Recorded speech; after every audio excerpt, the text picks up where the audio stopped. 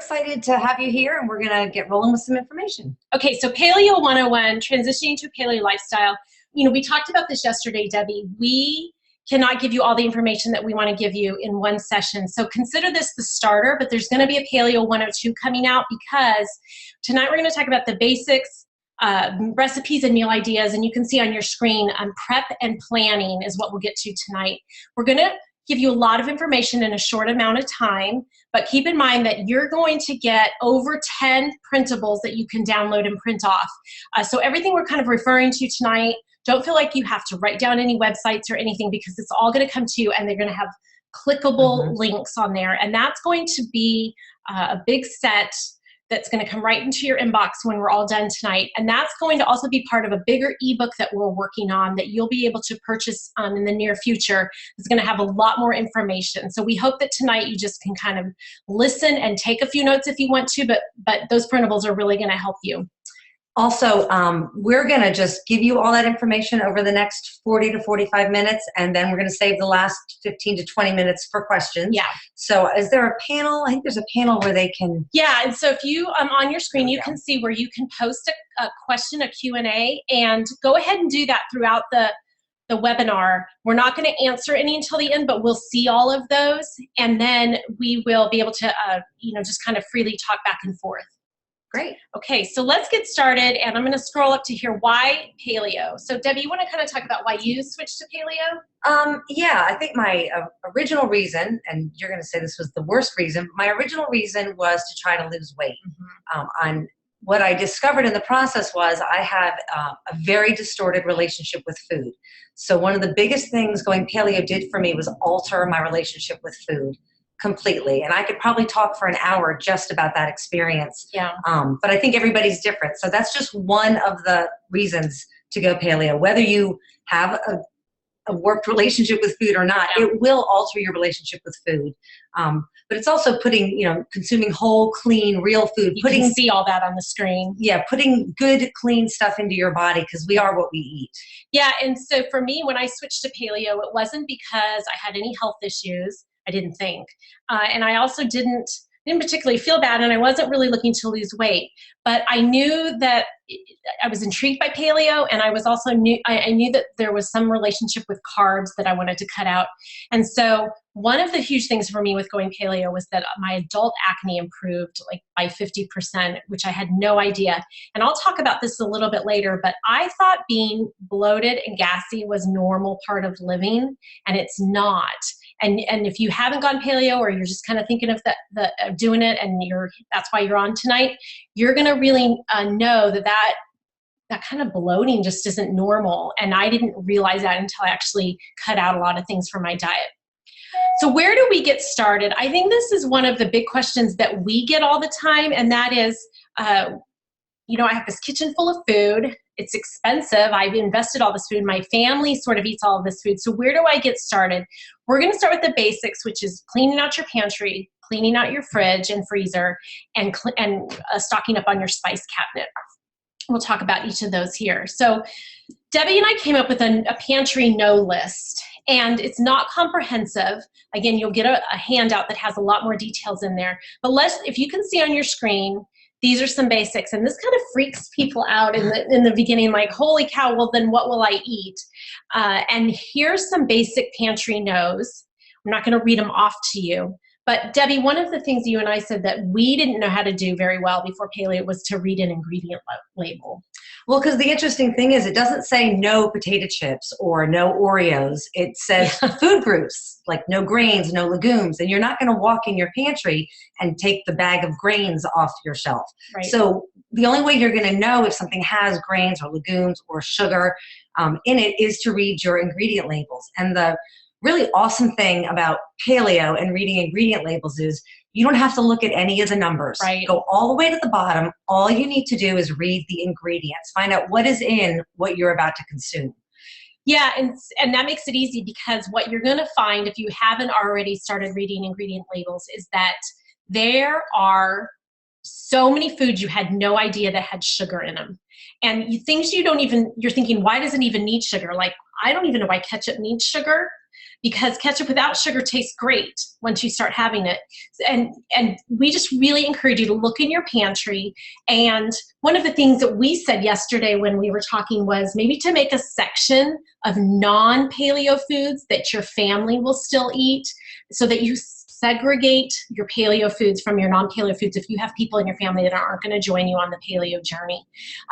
We both have athletic boys, and some of the things that they need in their diet are things that we're not going to personally eat, like white rice, but it's in our pantry and it's sort of in a separate section. So this list of this no pantry list is just going to get you started. And in the beginning, it's going to feel a little more strict and a little more clunky. Then as you start living this way, it will become more natural to you and you won't be so focused on this no list.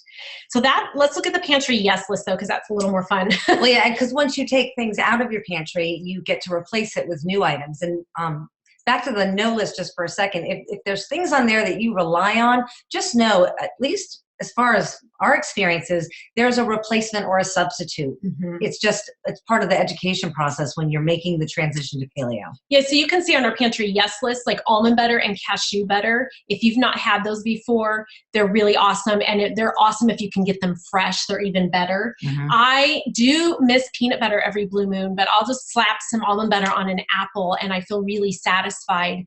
And it's all paleo. So the downloadable printable has the complete list, but here's just a few to get you started.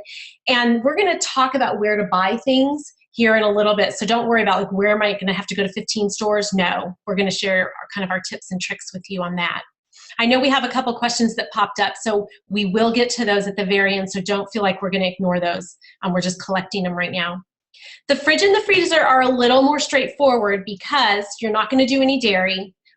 Sugar, legumes, grains, nitrates. Again, the ingredient labels are huge. But the yes list is massive. It's massive. And the great thing about the yes list is you don't have to read the labels. They won't have labels. Fruits, veggies, right. Eggs, some of your meat like a sausage would. But typically the yes list is your clean whole foods. Yeah, and so they're pretty straightforward, and it's exciting because we talked about, and we're going to talk about recipes here in a little while, but like things that were off taboo or off limits for us in our other life. Bacon and avocados. Yeah. So this yes list is exciting because there's things you are going to put in your diet that you've been avoiding for years and years because you were told they were bad for you.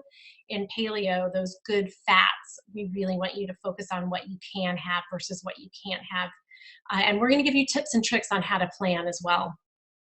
So our spices, I don't know about Debbie, but my spice cabinet was pretty minimal before paleo. And to be honest with you, I didn't love cooking before I went paleo. I didn't know what to make. Everything felt like it was complicated, like I needed to make a side dish for every entree. And so I just didn't enjoy it. And paleo has given me that freedom to be, experimental in the kitchen and make fun things. And so my spice cabinet grew. But we looked at our spice cabinets and we said, if we could only have a few things, this is what we want you guys to see on this list. And I use chili powder and cumin almost 2 or 3 times a week now. Well, we were just talking about my recent grocery shop. I'm buying the really large size chili powder, paprika, the onion powder. Yeah.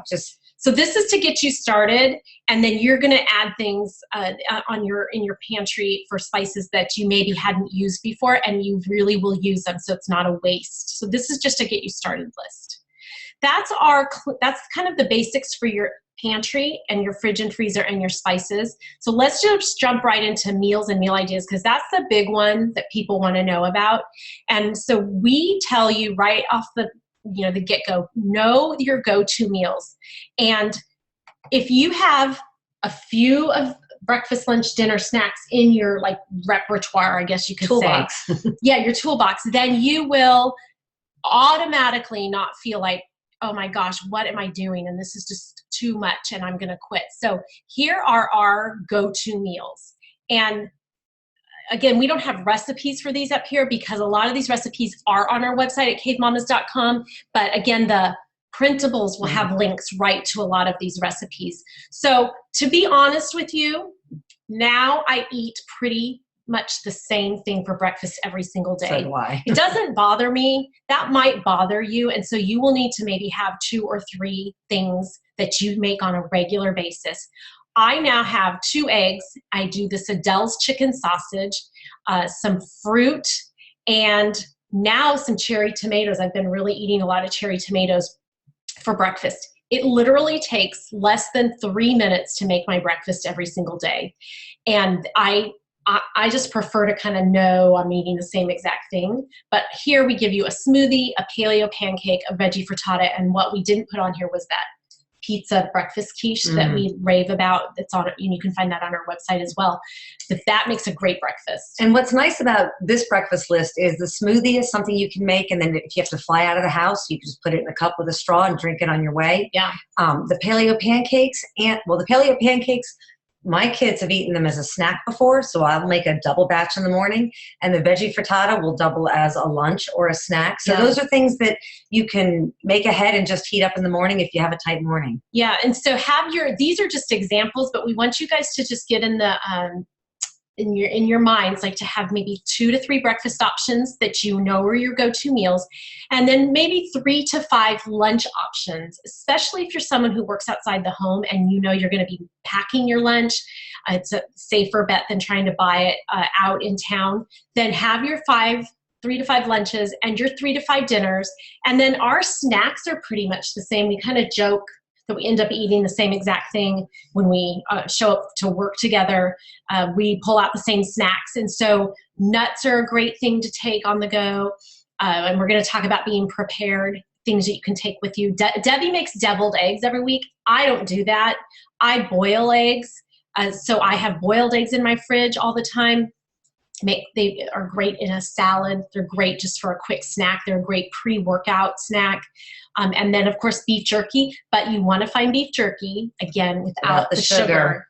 Almost all of your beef jerky that you're going to go buy off the shelf is going to have sugar in it. But there's a ton of other beef jerky that doesn't. So you really have to read the label. So those are the whole thing about this is that have your go-to meals.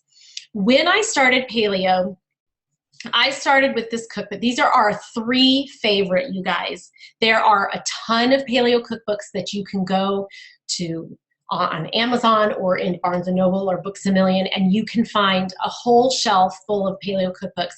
But we are recommending these 3 because we've used them. They're still the ones we recommend, and we have made almost every single recipe in these 3 cookbooks, and we love them. So I started paleo and did this Everyday Paleo by Sarah Fragoso. It's still my favorite one to go to. She is simple. She feeds her family paleo. She has a 30-day meal plan, which is exactly what I followed when I started. And I didn't love everything, you guys, that I made. There are things I made and I said, I will never make that again. But it gave me a plan, and it helped me know what I was going to buy, and also that I was like eating the right things when I got started. And then we both love Practical Paleo. Practical Paleo is awesome. And it's got a wealth of information in it, health-related issues.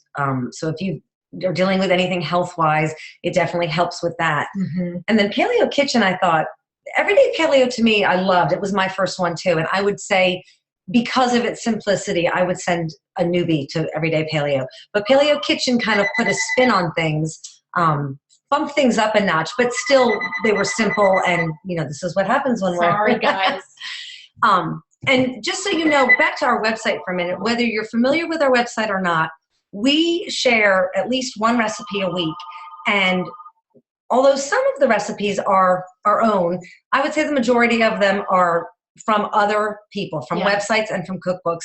The reason they're on our website is because we've tried them, and they have to meet some requirements in order for us to post them. We're not going to publish or share just any. They have to be paleo. They have to be simple, few ingredients.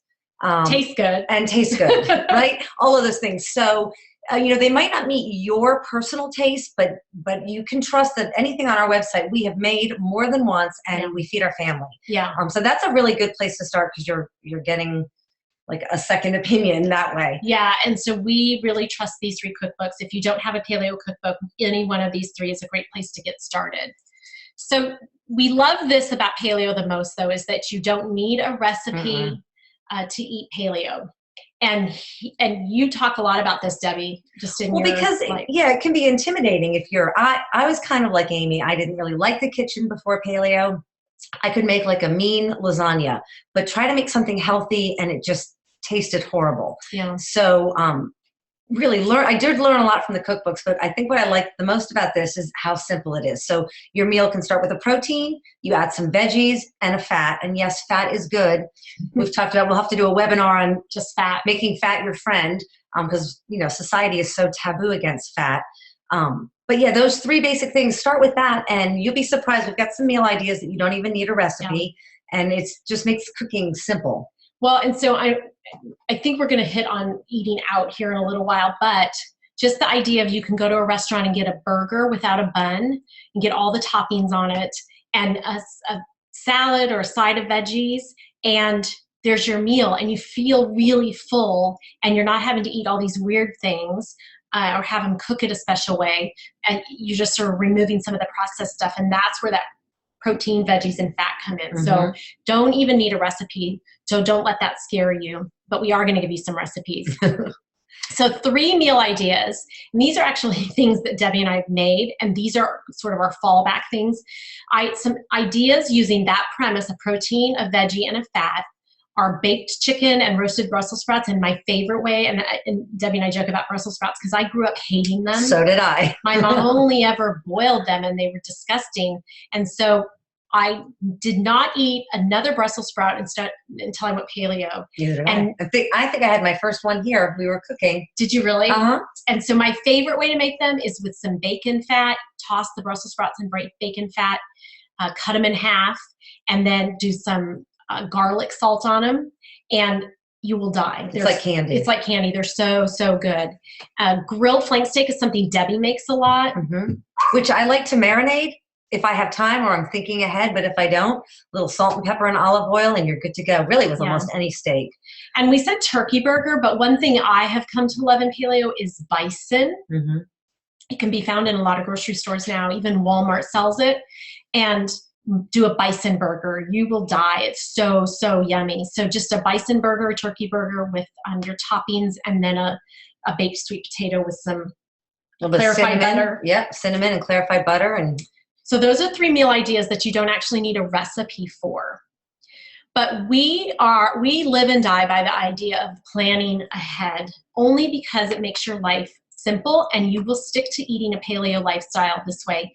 It's hard to fly by the seat of your pants. Well, society is not set up to support us. That's what we've really discovered. And you can't find paleo in a box, generally speaking. So if you're not prepared, whether you're in your house or out and about, you're going to be tempted to go off paleo.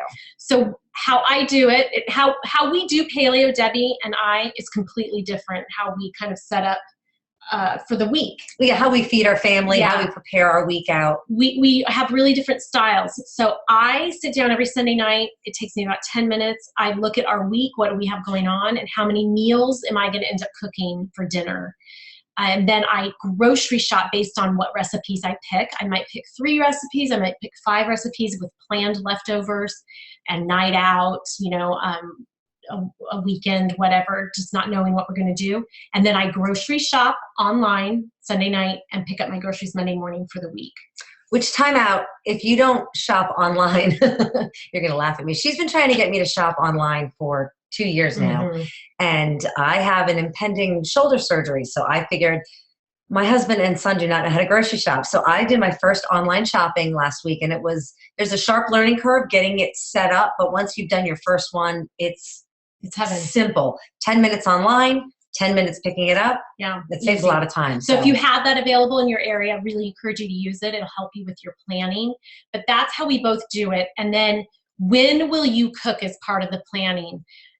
And there is no right way. That's what we say right here on the screen. And interestingly enough, Debbie does a whole lot more prep work than I do. Like, just the way that she gets her meals ready is different. So you would say, like, Amy, you cook your meals at mealtime. At mealtime. Like when I'm going to feed my family. Like before dinner time. And our schedule's a little more chaotic, and we're not all there at dinner time, and I'm not always home at that pre-cooking dinner time. So I might do some stuff on Sunday. I might actually cook a couple meals ahead of time. And then my family's eating leftovers. I don't tell them it's leftovers, but they're eating leftovers. You're assembling them. You're like assembling ingredients. Yes. So for example, I might, and we'll probably get to this in another slide. We're getting ahead of ourselves, but yeah, I might make a spaghetti squash on a Sunday that I then put into a casserole on Tuesday, but the squash is already baked and ready to go. Right. I also look at my week and I determine what would be a good day. What days am I home that I could actually assemble a casserole compared to what day am I out of the house for most of the day? And that would be a great crock pot day. And I get everything in the crock pot in the morning and I come home that afternoon, dinner's ready. Same thing with grilling. I do a lot of grilling. I like to marinate something the night before. 24 hours later, I come home in 10 minutes on the grill and we're good to go. So if you like that idea of doing a little bit here and there in the nooks and crannies of your week, where you have maybe 10 minutes to brown meat and stuff, that works great. I don't tend to do it that way, but our end result is the same. So decide when you can cook and then pick your style and experiment with making some of that stuff ahead of time. So here are some tricks and tips. We hit on some of these, but the worst feeling is when you have maybe a chicken recipe planned and then you have forgotten to pull the chicken out of the freezer. So I tend to pull 2 days of meat out ahead of time and have it in the fridge thawing. That's what I do. And then Debbie talked about making stuff ahead of time. You can make your bacon ahead of time, your sausage ahead of time, do your deviled eggs or your chicken salad. I cut up a lot of veggies on Sunday night, or when I pick up my groceries Monday. I'll cut up peppers or celery and all of that stuff and have that just ready to grab and eat, or grab and throw in a little Ziploc bag for my kids. So this is great. If you're not, I was not a veggie eater really before paleo. It's not my go-to food. And when I started paleo, I would buy my groceries and I'd buy all my veggies. And at the end of the week, I'd throw out all my spoiled veggies. Yeah. Don't tell anyone. And I was over Amy's house one day and she had all your veggies like cut up in little Tupperwares up at eye level, whereas I keep mine down at that bottom drawer where you can't see them. So that's just a great tip. Yeah. Like, peel and slice the cucumber, cut the red pepper, the broccoli head, get the veggies you're going to munch on, maybe throw into your kids' lunch, get those cut on Sunday, and then it's ready to go anytime that week that you need it. Yeah, so that the being prepared and getting that stuff is huge. And it doesn't take that much more time, honestly. At first I was a little resistant because I thought, oh my gosh, I'm in the kitchen all the time, but you're not. You're doing things differently. Well, I think what's really important, going back to the fact that paleo food is not readily available. It takes ingredients that we have to put together. Yeah. So if you're not prepared and you don't have some stuff already cooked for yourself, when you're famished, you're either going to have to wait to eat or you're going to make a bad choice. Mm-hmm. Yeah, you'll grab chips. Never done that, have we? Never. So be prepared. That's our big thing. Wait, so time out. These are the two takeaways. Read all ingredient labels and be prepared. Be prepared. There, that's your webinar. Yeah. But there's more. Yes. Okay, so be prepared will make or break it. We've talked about that. So where do you go? When we started eating paleo, we felt like we were going to 15 stores, but in reality, we weren't. We just had to figure out where could we get the best things that we wanted. And now we've really streamlined it, and we hope this will help you. Where do you buy your paleo supplies? I basically buy most of my groceries, the bulk of my groceries, at my local grocery store. And then I have a few items that I'll buy at something. I rarely go to a Trader Joe's, but I will go to Whole Foods if you have a Whole Foods, and I'll get a few things there. But I have come to love Amazon, and everybody can have Amazon. Mm-hmm. So the things I order off Amazon on a regular basis are like my coconut flour, almond flour. I order my clarified butter, which is ghee. Coconut aminos, things that I just don't want to go to a specialty store for, or are too much money in my regular grocery store, to be honest. Amazon has a better price point, especially if you do Prime for the year. So we suggest find what can you get in your local grocery store, and then what can you get on Amazon, and then go to another third party. And if you don't have a Whole Foods, Whole Foods are awesome, but I'm discovering that Target is actually expanding. They have the Applegate organic hot dogs. They have Adele's chicken sausage. Yeah. They have a wealth of stuff. And I did just coincidentally put out a blog post on Tuesday called "Where Do You Get Your Paleo Food?" Yeah. And it talks about this, and but it really expands on the online options. Amazon is fabulous, but there's a couple other online options that really are focused on paleo food. So Yeah. check out that blog post if you want more information on that. And so what will you do when you're out of town, out of your routine? And sorry for the phone, you guys. This is something that you really have to think through your life. Like if you have a lunch meeting, you're going out with some friends or out with your, your significant other, and or you have company in town, which can really throw you because they want junk. Usually when company's here, you get some junk for them. But it is what you decide ahead of time what you're going to do in those situations. And sometimes what we suggest, especially if you're going to do a night out, is maybe you need to have a paleo snack before you leave so that you're not famished and make this big, huge decision at dinner to blow it. Mm-hmm. Definitely. And then company in town, paleo isn't perfect. It's never perfect. And you might still dabble in some things unless you have real allergies or real health problems when you do dabble. You're not going to want to dabble because you'll feel terrible. But it's okay to have the indulgence once in a while, especially if company's here, but try to stick to your plan as much as possible because we both know from personal experience, it's hard to come back and clean it up again to where you feel better. Yes. And the thing with company in town, or even, we didn't really touch on it earlier, but even your family, if you're going to go paleo and your family's not on board yet, there's some major changes to make, which are hard for some people. But when it comes to maybe serving a dinner, your family will not know under most cases, unless you're using, let's say, cauliflower rice instead of real rice. Yeah. People know that. But an average paleo dinner is a delicious dinner, and people won't feel like they're missing out on something. So you don't have to blow it when company comes. Yeah. In terms of a lunch meeting, or I'm going to move on into the travel too. If you're going to be eating out, one of the best ways to prepare for that is to go online and look at their menu ahead of time. Yeah. And just really, when you're not feeling that pressure, people are talking and the waitress is there, you've really got the time to look at the menu and see what your best choices are. And do not hesitate to ask for a special request. Yeah. I've never had somebody not willing to accommodate. Yeah. And I know this sounds like a lot of other diet tips that you've heard before, but we really want to stress paleo is not a diet. And so if you get to a restaurant and you're like, there's so few things on here that are, paleo-ish, just do your best. It's not a diet, it's a lifestyle. And so do your best to make your dish paleo compliant. But, if you end up having a little feta cheese in a dish, and you're okay with having a little dairy, it's okay because it's not perfect. But know that it's not a diet, so you don't have to, and you're not counting calories, so you're not going to blow it in the typical sense of other, when you think of regular dieting. Right. So same tips go for travel, business and vacation. I know that Debbie and I, when we travel, if we can, we pack a little cooler. Yeah, if we're not flying, we'll definitely pack a cooler of food.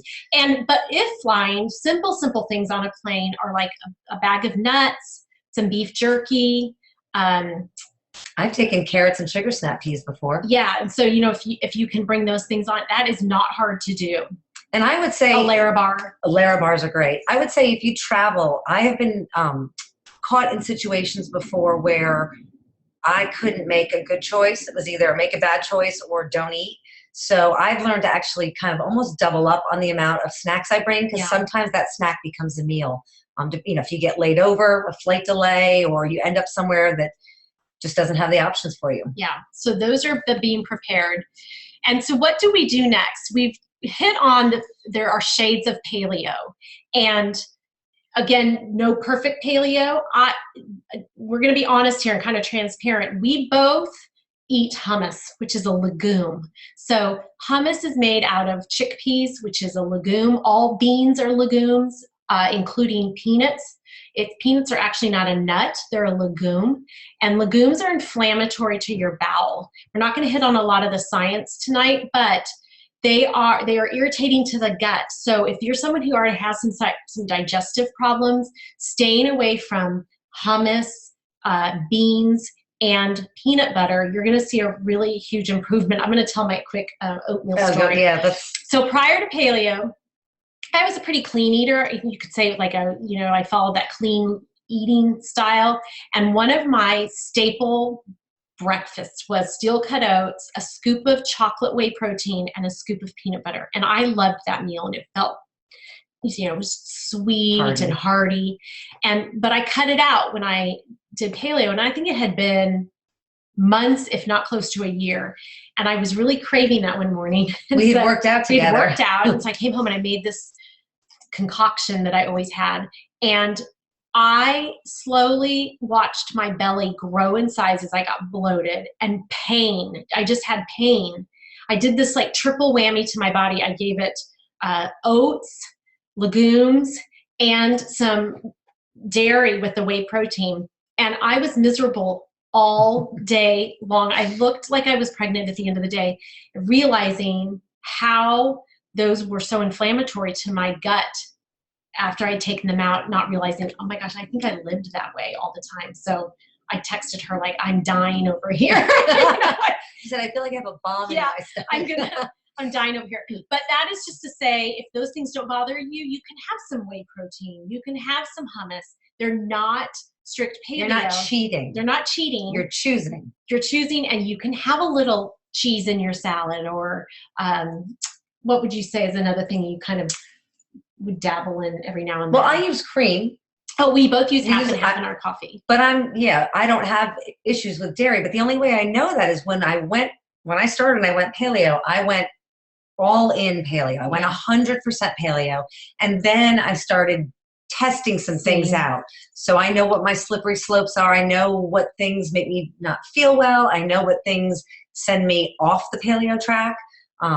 Having cream in my coffee once or twice a day doesn't bother me at all. So that's what we mean by shades of paleo. You have to, paleo is, there's a guideline, there's a structure, it's a foundation of what they say you shouldn't have, but you really get to figure it out for yourself. And when you've kind of gone through this process, we each have our own shade of paleo. So really just want you not to be trying to do it perfect or do it right. Especially when you're starting out. So just going back to the basics, you're going to clean out your pantry, you're going to clean out your fridge, and you're going to get your spice cabinet. And then you're going to start looking at how planning your meals for one given week. And we just really encourage you to be simple. When you start out, have those 3 breakfast ideas, 3 to 5 lunches, 3 to 5 dinners. And something we forgot to talk about, Debbie, was stop maybe looking at breakfast, lunch, and dinner as much as you're going to have meal 1, 2, or 3, because one of the things we have found with paleo is that sometimes we'll have typical dinner foods for breakfast.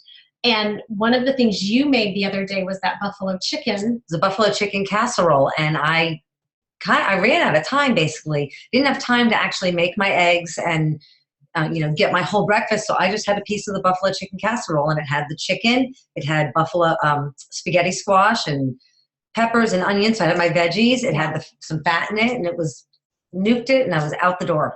Yeah. So maybe starting to shift your thinking of, I'm going to have meal 1, 2, and 3, and then maybe 1 or 2 snacks in a given day versus breakfast, lunch, and dinner, because you might end up having a hamburger for breakfast. It's totally cool because it's paleo. And I've done that before. I think the interesting thing, going back to the beginning, when I talked about how this will change your relationship with food, is when you take all that other stuff out, at least for me, it took away the food cravings. And what I could do is I could really feel what my body needed. And so I remember one day, now avocados used to be on my no list because they were high in fat, but I've learned that they're awesome for you. I had 2 avocados in one day, and I secretly felt guilty, but it's what my body needed. And I didn't have another avocado for a few days. So just really learning to listen to your body, feed it when it's hungry, stop when it's satisfied. That is kind of a side effect of going paleo. Yeah. And one of the other things, there's tons of books you can go out there and find the science behind the paleo, and we'll definitely hit on more of that in the Paleo 102 webinar. But one of the things that removing those processed foods will do is you stop having this romantic relationship with your meal. You just eat for fuel. Right. And paleo really helps you focus in on that. We as a culture we do this fabulous job of making food this connection between people, and then this experience. And what paleo helps you do is just go back to what food was intended for, and that is fuel for your body. And yet it still tastes amazing. Like you'll be amazed at the things that you'll cook. It's just kind of a sidebar on that. I don't think she's on, but my sister was doing the Whole30 and she came and visited me. If you don't know what the Whole30 is, it's kind of even stricter than paleo. It's a 30-day kind of like a reset. So it's really super clean. And I was watching her eat and everything, like she just had like chicken and tomatoes. And I said, you don't have a sauce or a dip or mayonnaise? She goes, no, when you take everything else out, you can actually taste food for how awesome the food is. But we tend to cover it up with junk. And so. All right. Well, I wanted to go into thing. Say what? You have something else to say. Yeah. So we talked about I think we talked about going all in and really trying paleo all in and seeing how your body feels when you reintroduce things. That can be overwhelming for some people. So another alternative is to dabble slowly. And there's absolutely nothing wrong with that. And what that would look like is take one food group and take that out of your life. So we would both say start with sugar. Start with sugar. And then don't worry about eat the bread, eat the pasta, eat the chips. Do not worry about that yet. And just see what life is like without that one food group. Because this is a big change. And that's part of why we call it a transition. It's not like nobody's starting tomorrow. We're 3 years in, and I think some days we're still transitioning. I mean, we're still learning. You're still learning. And if you have children at home or a spouse that you're trying to feed or just anybody in your family that you're trying to cook for, I would encourage you to not make it a big deal. Just start introducing foods that are paleo and maybe making them a side dish, like we were talking about for our sons, rice. And just slowly starting to see how everyone accepts it and what do you need to keep in your family's diet that maybe you're not going to eat, but that still makes it you're not making 2 meals, that you're making one big meal that everybody can enjoy and maybe add a couple things in there that everyone else is going to eat. So in that way, you're not making these huge family changes also, but you're making these small changes. And if you pick one thing to take out of your diet and you just slowly do it that way, that's awesome because we just want you to get started is the big thing. Is just choose to get started and give it a good month before you decide, hey, is this working for me? I think you're going to be so surprised at how you feel. Absolutely. Like more than anything. Absolutely. And one of the last things I'll say, go ahead. Well, you're back in the beginning, you were going to say, if you're doing this to lose weight, that might be a side effect, right? But don't really focus on that. What you'll notice first is how you feel and how you're sleeping and your relationship with food will change. And those things will be more apparent first. They will. And you don't know how bad you kind of feel until you start to feel good, is what I've said before, until your acne goes away and the bloating goes away and you're sleeping really awesome at night because you've taken things out of your diet. The headaches start to go away. You don't even realize it's all the food. And now Debbie and I say, I know which things make me feel bad. And so it's not even worth having. I can have it if I want to indulge in it, but corn chips, that's my vice, right? Then I am bloated and my hands hurt the next day. And so I really have to think long and hard, is it worth me having corn chips? So that's kind of what we want to leave you with, is start small and you have the freedom. It's not a strict diet. So I think we've covered most everything. So. We have a few questions up here, so let's go to our questions. And someone asked, is it possible for you to send out the slideshow in a PDF when the call is over? Yes, you're going to get that in your email. So don't worry. We'll send the slideshow too? Oh, the slideshow. Let me work on that. I don't know that you're going to need the slideshow because the handouts are pretty. The handouts followed this, but Yeah. they're even more comprehensive. This was just bits and pieces from the handouts. So Yeah. And so Sue asked, are almonds okay? Yes, absolutely, Sue. The almonds are awesome. You can have almonds, cashews, macadamia nuts, walnuts, pecans, all of the regular nuts that are not a legume. The only what you think is a nut is a peanut, is not. It's a legume. So all the other nuts are totally awesome, and they make a fantastic snack. And a great paleo snack would be something like almonds and an apple. Almonds and a hard-boiled egg. Yeah, so those are kind of your snack ideas. They are great on salads. All your nuts are great on salads. They're great when you're traveling. They're great in the car. But then they also took almonds and they made almond butter. So that's what we use now instead of peanut butter. We use it in recipes. I use it on bananas and apples. Sometimes I use it on a spoon. Yeah. Almond flour. So you can now do certain cooking that you thought you couldn't do anymore because you can't use flour. Yes. Like I will dredge some chicken and some eggs and almond flour and then saute that. I use that to make a chicken parmesan. And I make, it's not my recipe, I think it's Sarah Fragosa's recipe, the pecan crusted chicken. So instead of like, you know, this flour that we would normally batter stuff in, you crush pecans up and roll the chicken in there with some honey mustard. It is to die for. It's still one of my favorite recipes, and it's so, so easy. So that's where you get your nuts and your fat. We have another question. How about wine? Oh, we love our wine too, Sue. We love our wine. But if you're going to indulge in wine, we suggest you do a red wine. It's more paleo friendly. The very best liquor, and what every paleo expert will tell you is, I guess, more authorized than anything else, is a tequila. Because it's not a grain alcohol. It comes from a plant.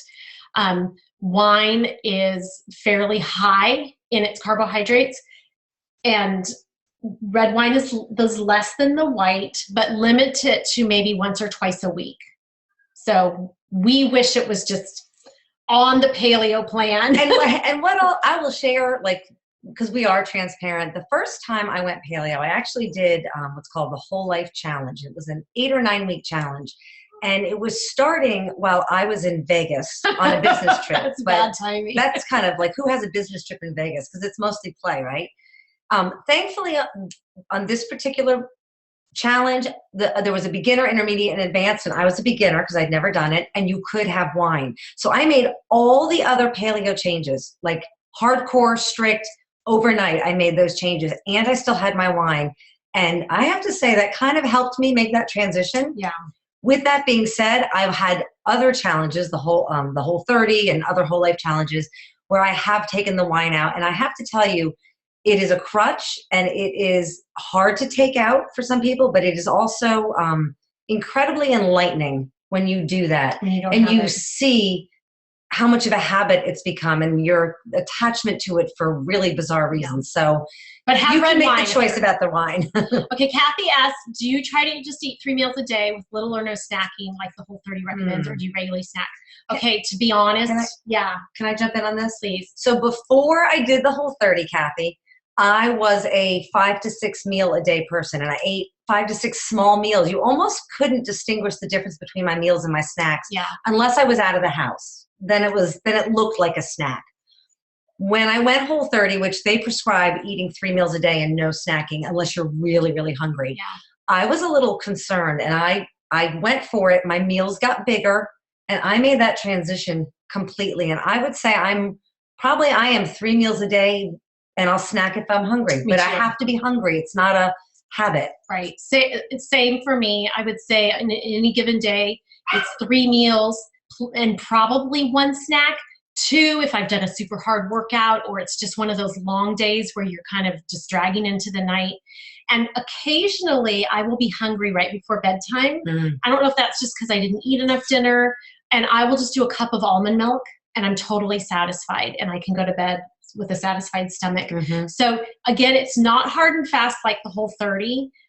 Listen to your body is the big thing on paleo. If you find yourself consistently hungry between meals, we would suggest that you make your meals bigger. Add a little more fat, or have a 3rd egg instead of just 2 eggs. Have some more meat. Definitely up your protein or your fat if you are consistently hungry between meals. You are going to find, if you're transitioning to paleo for the first time and you've not really eaten this way, you're going to find that your meals feel big because you're not counting calories. But you should be able to make it from breakfast to lunch, or meal 1 to 2 midday. About at least 4 hours. 4 to 5, close to 5, without feeling starving. So that's a good gauge. If you're starving, You increase your meal size. And then, you might find yourself in the afternoon just at work or at your desk or at home, and you just have a little craving, and that's your snack time. That's okay, but really listen to your body. That was a great question. Yeah, really great question. I think we got all the questions. Okay, you guys have been awesome. If you were on the call, you are going to get the handouts emailed The start of our ebook, that'll be free, just like the webinar was. Yeah, and then we will. This will be recorded, and so if there are people registered, it wasn't recorded. I think we forgot. Oh no, I recorded it. You did? Yeah. Oh, great. Okay, it's recorded. Yeah, it's totally recorded. We will have this on YouTube, which you'll send out the link, and you can share it with your friends as well. We'll put it on our Facebook page, and you will be the first to know when Paleo 102 or 202, I don't know what we're going to call it, is going to come out, and we'll have some more science behind that and some more specific meal stuff, and we'll get more into the nitty gritty of this. And the ebook will be you'll be the first ones to get that available to you. So you can follow us on cavemamas.com and on our Facebook page, on Instagram and YouTube. And so thank you guys for being on tonight. Oh my God, yes. This was our first webinar. Yeah. And so also email us if you have questions that you didn't get to ask. We're happy to answer those, because other people will have those questions too. Thank you guys. You guys have a great night.